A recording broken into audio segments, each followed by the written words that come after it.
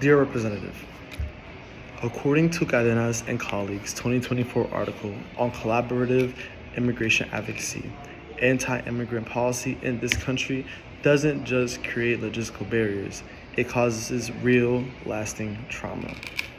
Family separations, aggressive enforcement, detention, all of it lands on communities that had no say in the policies causing that harm in the first place. The article describes the project called Interdivisional Immigrant Project, or IIP, which brought together psychologists, mental health professionals, and immigration activists to figure out how to advocate for policy change in a way that actually centers the people most affected. What stood out to me the most is how IIP built their model. They didn't just treat activists just as people to be studied or helped. They treated them as equal experts alongside psychologists in a democratic structure where immigrant voices were centered at every step.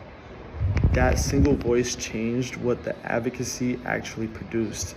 It led to a real public report with concrete strategies, and it shaped how the American Psychological Association set its own federal advocacy priorities on immigration. That's the gap I want to address with my policy. I'm recommending that Congress require any new federal immigration enforcement policy to go through a mandatory community trauma impact review before it takes effect. This review would be conducted by regional panels made up of immigration activists, mental health professionals, and community leaders, structured the same way IIP built their own model: democratic leadership, immigrant voices centered as experts, and teams organized around the actual regions and communities being impacted. No enforcement policy could move forward without the review and without the input of the people it would directly affect.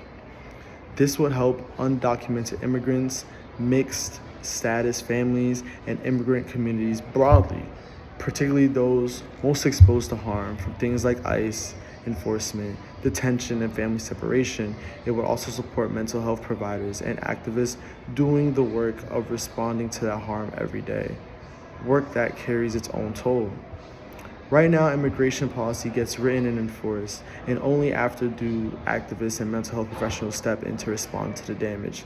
The IIP already proved that the collaborative, community-led review produces real strategies and real influence on policy. What I'm proposing just moves that same process earlier.